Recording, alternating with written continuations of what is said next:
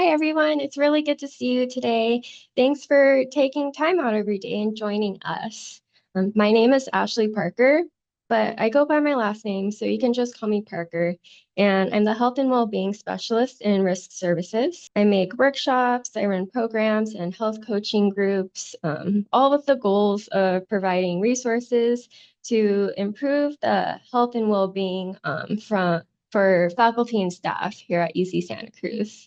My specialties are in nutrition and health coaching, and so I'm really happy to see you prioritizing your stress management today. It is such a cornerstone to health, and it's pretty hard to ignore these days with everything going on, all the budget cuts, department restructuring, maybe your job duties have changed, or grants and funding are up in the air. And that's in addition to all of the current events and administrative changes. So of course, we might feel stressed, maybe a little bit overwhelmed, and not to mention, we also have all of our own personal obligations, like our relationships and our own lives to manage. So today, we'll get into what stress is, but also how we might respond to it. You might do some of these things already, and there might be some that you might find intriguing and you turn around and try a little bit later. So I like to start all of these workshops off with a question of the day. So today, think about one change that you can do today to help better manage your stress. It doesn't have to be big. It could be very small, just one thing to get you going. So what is stress? Stress is a physical or a mental response to a perceived threat. It evolved to help motivate us to take action and to help us escape danger. Today's stressors often, though, don't represent immediate danger. Think about like getting dozens of emails or getting your kids to school also on time, waiting to hear back from someone on a matter that's really important.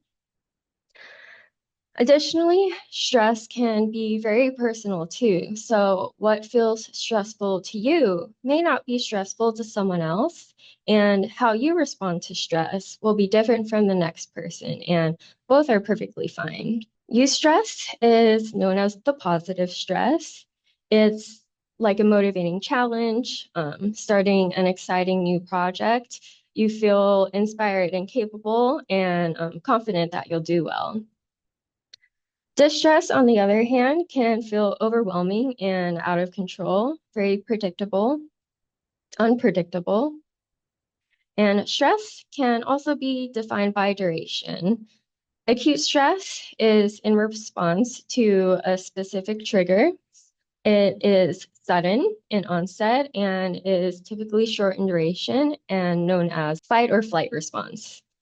So if you experience a faster heart rate, maybe quicker breathing and a heightened focus, you, for example, might feel these things if you lose your wallet or leave your phone on a bench out in public somewhere. Whereas chronic stress is prolonged and it keeps your body in a low-grade fight or flight state. Over time, chronic stress can affect mood. It can affect memory, concentration, relationships, and even physical health.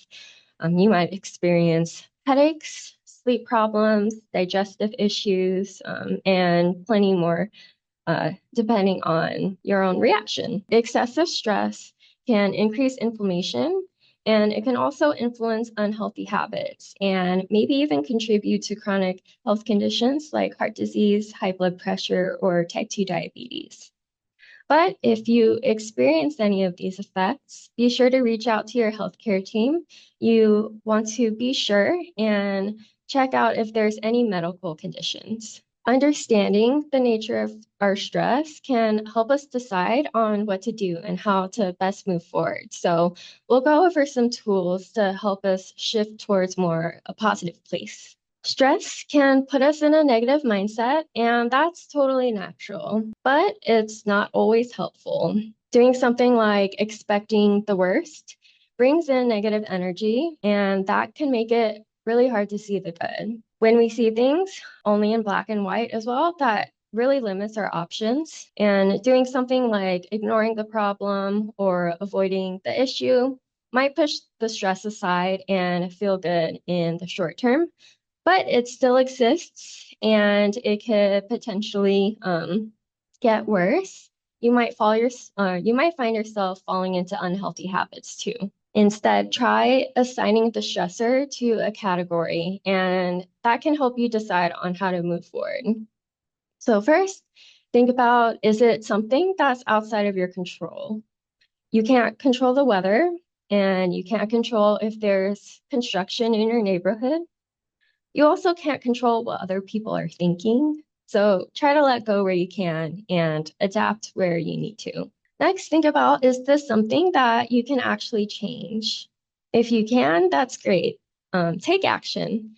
Think about what you can do. Set your goals, plan out the steps, and when you get to it, make sure to manage your time and keep yourself accountable. Lastly, think about the situation and assess whether or not it truly is a problem. Sometimes we worry about the past, but realistically, nothing can change it, and it could hold you back potentially.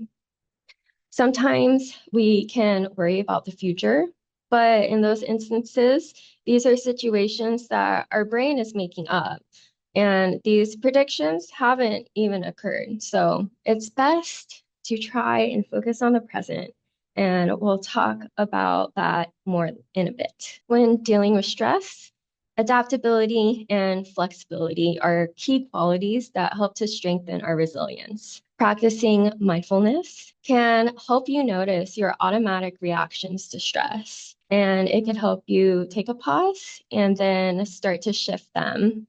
But it takes intentionality and it takes practice. When a problem comes up, it is easy to jump to the worst possible scenario or the worst case outcome. But again, that's not necessarily accurate. We're projecting. It's something that our brain does very naturally as a protective mechanism. So ask yourself, how likely is the outcome that you're being stressed out about? And then challenge those negative assumptions. Challenge yourself to think of alternative scenarios or explanations. And then look at the evidence to support all those different outcomes. There will be evidence for both the positive and the negative. Then ask yourself, what would a friend do in this situation? I know this is everyone's favorite advice that is so hard to take, but think about it like this. You deserve to treat yourself with the same kindness and compassion that you would treat your friends. Then finally, take action if you need to, or you can reframe the situation to try and approach it more positively. Reframing the situation helps you to find lessons and a deeper meaning. Also, shift the focus from any worries that might be unhelpful and helps you build more emotional flexibility. You also might identify skills or qualities that you already have that can help you, or you might find ones that you can work on towards growing.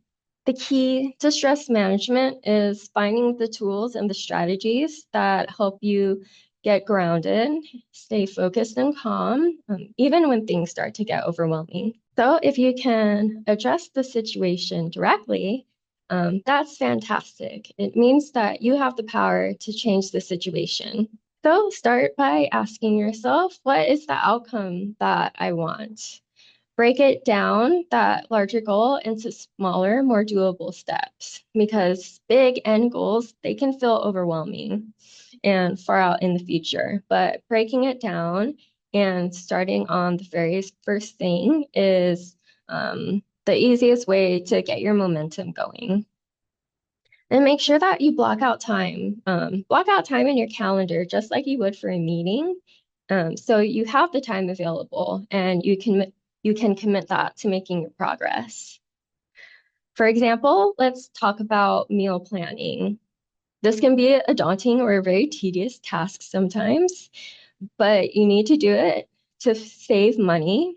You're trying to feed your family, but grocery prices are crazy these days. And overall, the process might be stressful. So break it down and space it out.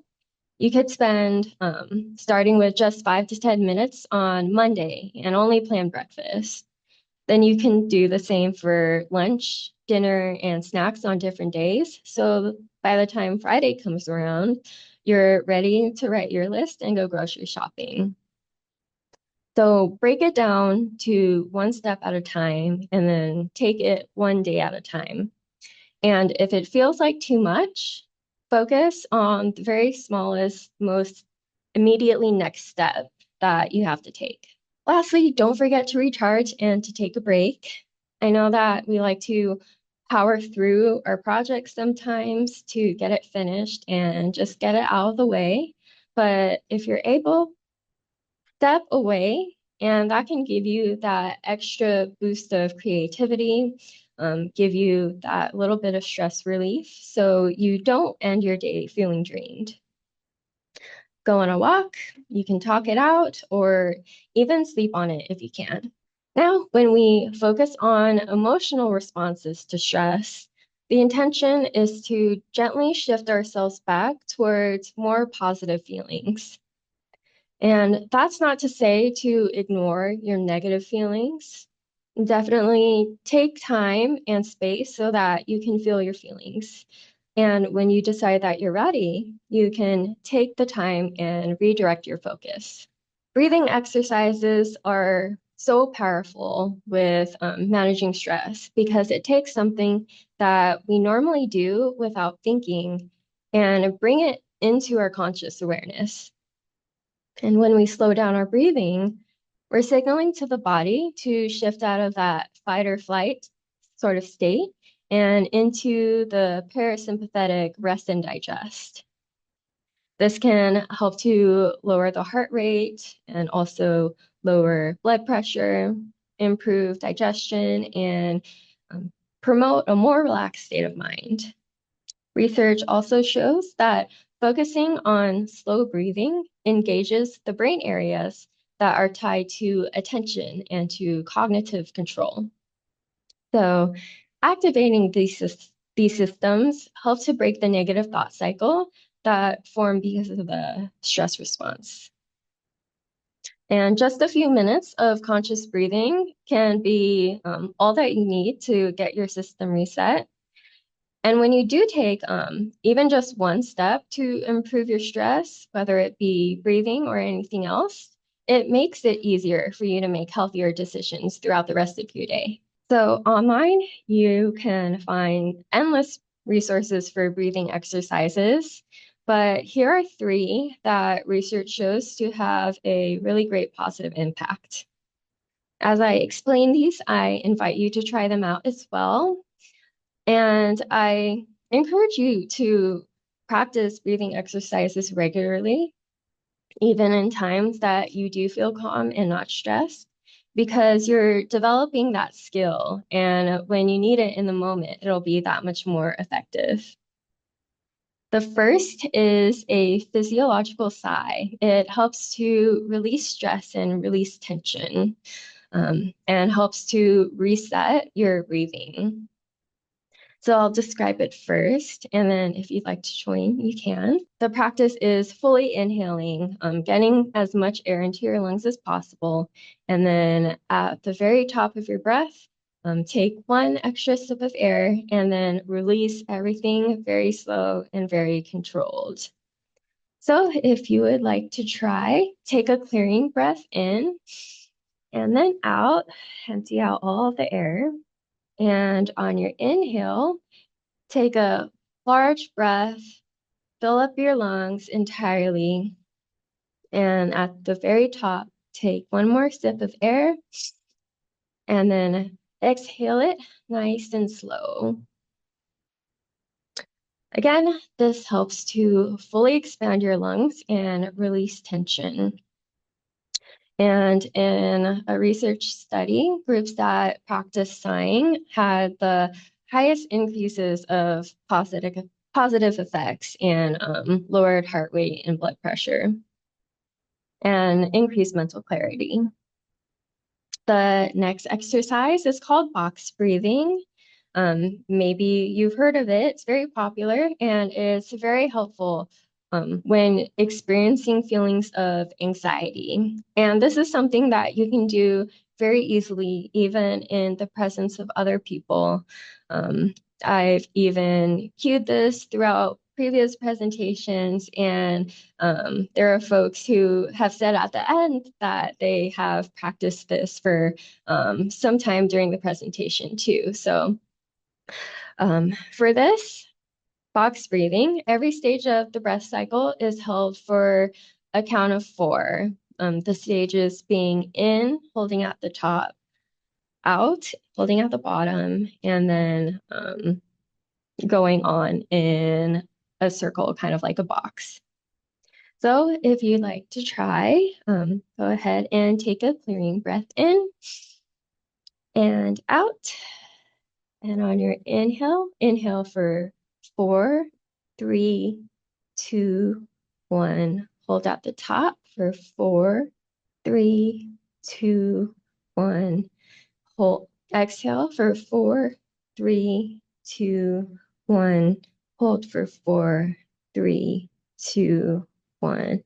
Inhale for 4, 3, 2, 1. Hold for 4, 3, 2, 1. Exhale for 4, 3, 2, 1. And inhale, 3, 2, 1. And take a clearing breath in and out. Highly recommend box breathing. Out of all of these, that one's probably my personal favorite. Lastly, we have belly breathing. We see some love for box breathing. Fantastic. Belly breathing is a practice that counters the shallow breaths that we tend to take throughout the day, particularly when we're not paying attention or focused and when we feel stressed out. Maybe you notice sometimes that in particularly like busy times of the day that you kind of forget that you're breathing, you feel like you're not getting enough air, and take a deep breath. This is a great thing to do when you notice these moments. It is the practice of directing air deep into your lungs. So you use the greatest expanse of your lungs that you can. And you do this by imagining that you're directing all of your breath to the bottom of your belly and then slowly filling up through your diaphragm up to the top of your chest and then releasing in reverse. So if you'd like to try that out, I definitely needed to practice this a few times before I really understood it. So take a clearing breath in and out. And then on your inhale, direct the air to the bottom of your belly. Fill up slowly through your middle and up through your diaphragm. And then finally, filling up with air to the very top of your chest. And then exhaling in reverse, releasing first from your chest through the middle of your torso and then from the very bottom of your belly. Inhaling, now directing to your belly, filling up through your middle and your diaphragm, and then the very top of your chest. Exhale in reverse, releasing from your chest, and then from the middle of your diaphragm, and then emptying from the very, very bottom of your belly, everything out. And go ahead and take a clearing breath in and out. So if you practice those and try those out with me, thank you so much. I hope that helped to give you a moment of calm in your day. Take what you need, do these exercises for a few rounds, up to a few minutes. And research shows that there were positive improvements to participants that use breathing exercises. And the effect of the positive increases were sustained with practice. Next up is mindfulness and meditation. If you are new to mindfulness and meditation practices, a lot of people can think that it means to clear your mind of thoughts completely. But really, it's about training your focus and noticing the present moment. Also, there's a tendency for folks to think that they're just not going to be good at it. So that could be a deterrent to even try. But mindfulness isn't necessarily about being good or not having any thoughts. It's about observing your thoughts, noticing your feelings and the sensations in your body, and approaching those without any judgment, and then bringing back your focus to the present when your mind starts to wander. The goal ultimately is to be anchored in the present and to approach yourself with kindness, with curiosity, and a great practice in letting go judgments. And again, mindfulness is a practice. I think that's a great perspective to take. It gets easier with consistency, but also every day will look different. When it comes to actually practicing, there's something for everyone. There's guided meditations that you can find online, even guided meditation videos. You can practice mantras or affirmations, and even movement or walking meditations. If you are new to meditating or practicing mindfulness, I invite you to start small, even if it's very small, for just 30 seconds. And there's also a lot of resources on YouTube or wherever you listen to music like Spotify or Apple Music. So let's try a short practice right now. If you would like, get comfortable and close your eyes, or you can gently lower your gaze and notice your breath. Notice your breathing pattern. Take note of the temperature of the air as you breathe in and the humidity in the air as you breathe out, and focus on your breath.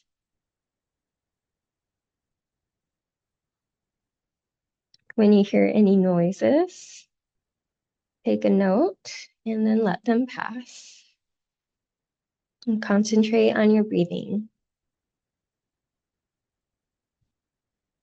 If you notice a thought come up, that's totally normal. Acknowledge the thought and then let it go. Bring your mind back to your breath. A wandering mind is expected. It's normal. Return back to your breathing. Now go ahead and bring your focus back to the present workshop and take a clearing breath in and out. If you joined in with that very short mini meditation, thank you. I hope you enjoyed that, and I hope that it highlights that mindfulness and meditation practices don't have to be a very long, extended sort of situation. It could be even as short as 30 seconds to 1 minute. Studies show that even just 1 to 2 short sessions of meditation a week is enough to show reductions in stress. And even just 2 weeks of consistent practice is enough to boost resilience and to help you adapt to stress. As we know, our mood impacts our lives. It influences how we feel, what we think, and how we act. When we're in a good mood, we tend to feel happy and optimistic and content. So, practicing positivity, if It's not your natural demeanor. I recognize it can feel a little bit strange at first, but what it does is it taps into the brain's ability to form new neural connections in a process called neuroplasticity. Even if that's not your default, you can train your brain to look for more positivity. But our brains seek patterns from what it's learned in the past. So in times that we do feel stressed, it's natural for our brain to scan our environment for more things that might cause us stress. It's a defense mechanism. And that's why a negative mood can make other things in your life feel negative too. But the good news is that you can align yourself with more feelings that you want to experience. And so to produce more positivity in your day, you can do this by looking for small joys. A cute dog, instant joy for most of us. Maybe it's a sunny afternoon or having a fun conversation at work. Looking for and appreciating those positives that are present throughout your day trains your brain to notice them more easily. And continuing with positives, laughter can be one of the best medicines. It can lower stress, it can improve your mood, improve your breathing, and even support better cognitive functioning and boost your overall sense of wellness. Laughing also releases endorphins and dopamine and serotonin. And research also shows that these benefits hold true across age groups and gender. So, positive interactions with your friends, family, or even viewing uplifting media like watching really sweet videos can be deeply healing. So, take some time to assess what uplifts you. You might end up assessing everything going on around you and consider unfollowing social media accounts, maybe that don't make you feel good. Maybe also limit your news consumption or steer away from draining conversations. Try to pay attention to the people and the things that leave you feeling refreshed, um, leave you feeling joyful and happy, and do your best to choose more of that. Another way to manage stress is by focusing on the meaning of the situation. And you can do this by reflecting and reframing. Journaling can be a really great tool to expand our mindfulness and also expand the understanding that we have of ourselves. To get started with journaling, but also I am interested if anyone does journal. I know it's not a super popular method yet, but everyone that I know personally who journals highly recommends it. Oh, we have a journaler. Wonderful. If you have any favorite prompts, go ahead and share that too. You can also try one of these, like, what is one step that I can take to address the stress? It could be the very smallest first step. Or what successes in the past helped me succeed today? Or what successes can help me today? Because you already have the skills, they're inside you. Or my favorite is 3 things that you did well to address your stress today. And also, what's something to look forward to in the next week, next month, and year? I love that so much. Thanks for sharing that one. I will make a note of the last one, other things that you did well today. That one's one of my favorites. And I invite you to take the opportunity to give yourself literally a pat and say, "Good job, me." And I know that can sound silly because this is something that I tell everyone to do, and I know the faces that I get in response. But if you think about it, the only person that you can really count on to give you praise and to show you verbal appreciation, the only person that you can truly count on is yourself. It's great to receive that from other people, but you can only really expect yourself to support you in that way.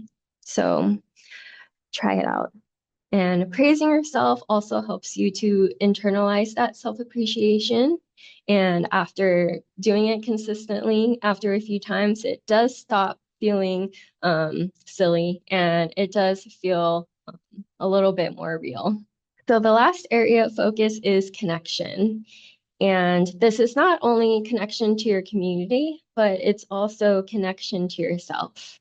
Stress management tools that we practice are also self-care tools. Self-care is any action that you take to protect or to improve your health. And it's more than taking a relaxing shower at the end of the day or throwing on a face mask. Look at yourself holistically. Your mood, your self-care habits, and your health, they're all interconnected. So a change in one area is going to affect and change all the other areas. It's all interconnected. So take some time for yourself and check in with your mind and check in with your energy and take some notice to fill your cup up with the people and activities that you enjoy. Have more fun, whatever that means to you. We can always have more fun in our days and do more of the things that are enjoyable to you. The more you do things that you like, that you enjoy, that put a smile on your face, the more uplifted you'll feel. Sometimes, though, there's a misconception about self-care.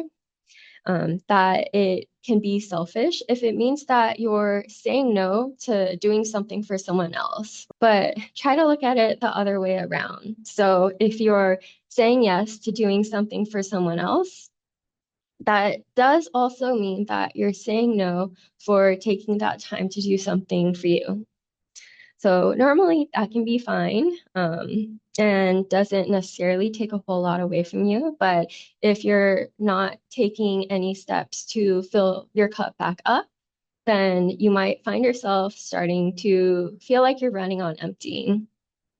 And if cars can't run on empty, then you also can expect yourself to. So take a moment to assess what you need so that you can care for your energy. Physical self-care, of course, starts with the body. Stress can encourage sedentary activities. I know it feels very easy to chill out on the couch and binge watch your favorite TV show or get stuck in a doom scroll. I'm sure most of us has probably been there. But ironically, stress generates stress hormones like cortisol, and cortisol generates energy in the body because the goal is to prepare you to escape from danger. So by mobilizing more energy, it can cause an increase in blood sugar levels and a rise in cholesterol levels. So naturally, the way to work through all of that is to move your body. Getting in movement can also improve mood and lessen anxiety, and it helps to refocus the mind. You can do this not only with running, you could do yoga, you can go on a walk, really anything works. Research shows that any amount of exercise improves just overall quality of life. It could be starting with just 15 minutes 3 times a week. But really, the best part is that you can do anything that you want. If you are feeling cluttered, you could clean your room, clean your office. You can dance. If you want to feel more centered, you can go out and garden. The point is that you just need to find something that you enjoy because that's something that you're more likely to do. Of course, you can also get out and move in nature. But even just being in nature can help to reduce stress and stimulate that parasympathetic rest and digest state. So if you are feeling tired and unfocused, go outside and get some fresh air. Literally hug a tree or touch some grass. Connecting with nature in that way can help to ground you in the present. Maybe go find a lawn and have lunch on it. Studies show that nature can stimulate improvements in stress, but also mental health and help to reduce risk of chronic diseases through reducing blood pressure and heart rate. Doing something even as small as going outside and looking up at the redwoods can also inspire feelings of awe and gratitude and appreciation, which can help shift us into a more positive mindset. And what's great is that there's evidence supporting benefits from both short exposures to nature and also being nature adjacent. So that means that you can go outside even for 2 to 3 minutes after lunch. But it also means that you can watch a nature video or even just admire any indoor plants around you. All of these things have shown to have measurable positive stress reducing effects. Stress can also influence our food choices, but also what we eat can influence our stress. So comfort foods tend to be high in added sugar, salt, saturated fats, and these foods can spike and cause crashes in blood sugar, and that can lead to mood swings. Also, if you've ever experienced getting hangry, not having food can also contribute to those feelings of stress. But also, food directly affects your microbiome. And if you don't know, it's the community of bacteria and yeast that are in your gut. These communities interact with and influence your brain and help with digestion. But also, your brain can influence your gut. This is called the gut-brain axis. And in times of stress, digestion and the immune system can be affected. And we also tend to see unbalance in the microbiome. So to get around that and show some positive improvements, diets that are rich in vegetables and fruits with plenty of fiber, with plenty of nutrients and antioxidants. These help to rebalance the microbiome. And even just one serving of vegetables and fruits extra a day has been linked to improvements in mental health. And we see the greatest benefits with adding 6 or more extra servings a day across 3 meals and 2 snacks. So, what can you do? You can make a smoothie, snack on hummus and carrots, maybe frozen grapes. Not just McDonald's. I mean, there's room for all foods. And so sometimes you just need to eat and you don't have time or you want something accessible and tasty. There's plenty of room throughout the rest of your day um, to sneak in that extra serving too. Also, take a chance to prepare a meal with someone else and share. Connecting over food is so great for your mood too. Stress and sleep go hand in hand, and it's one of the most impactful lifestyle habits for managing stress. Sleep supports your immune system, regulates your appetite, improves mood and your memory. And we also see a dose-response relationship between quality of sleep and mental health. So getting better sleep means better improvements in your mental health and stress. So concentrating on the healthy habits that we just talked about all help to improve quality of sleep. On the other hand, if you're getting too much caffeine or nicotine, alcohol, excess sugar, even bright lights before bed, all of these can impact restful sleep.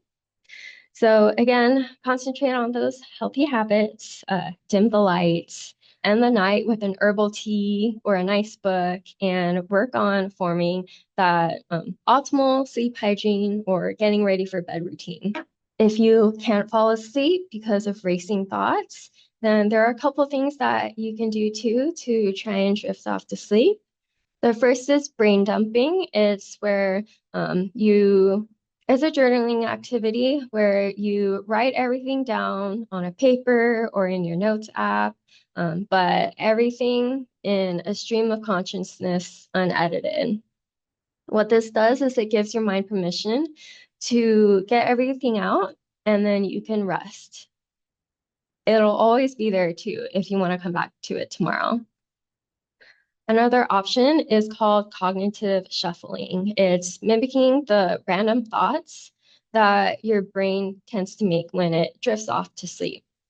So to do this, you would take a random neutral word like lamp and think of other neutral words that start with each letter of that first word. So for lamp, we have lake, angle, kite, eagle. And doing that for a few rounds can really help with falling asleep. So, social coping is reducing stress by leaning on others for support.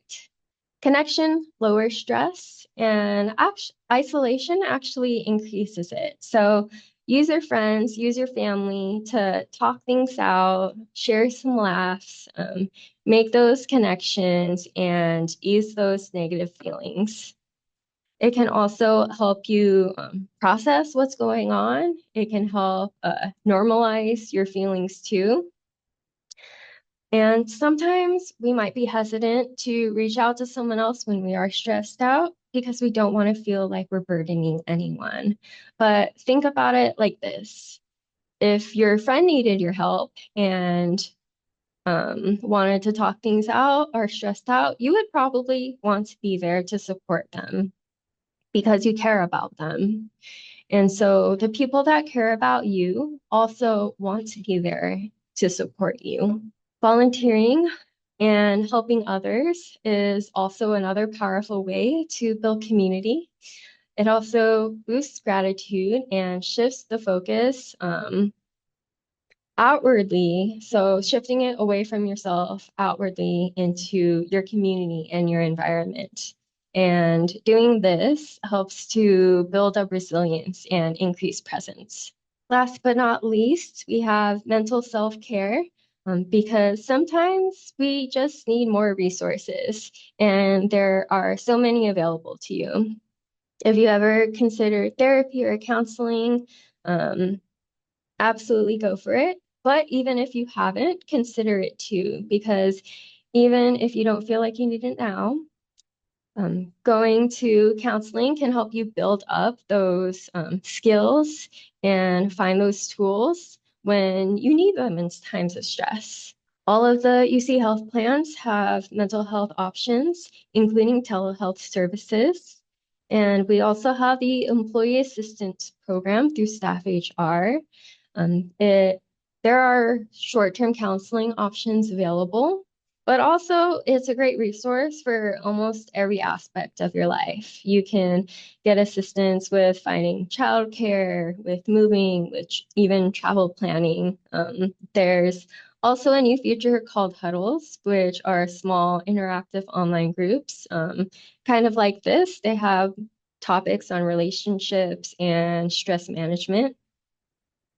And lastly, we also have access to wellness coaching through On the Margins. Coaching can help you to gain clarity and also build on your own strengths and help you take action towards your goals. Right, so we explored many tools today. Take what you need and also reflect on what intrigued you and take that one step to boost your mood and reduce your stress later. Remember, you don't have to use it all. Just take one area or one focus, and then you can go from there. Thank you so much for spending some time here today and for sharing the things that you like to do. I hope you have a good weekend and a great rest of your day.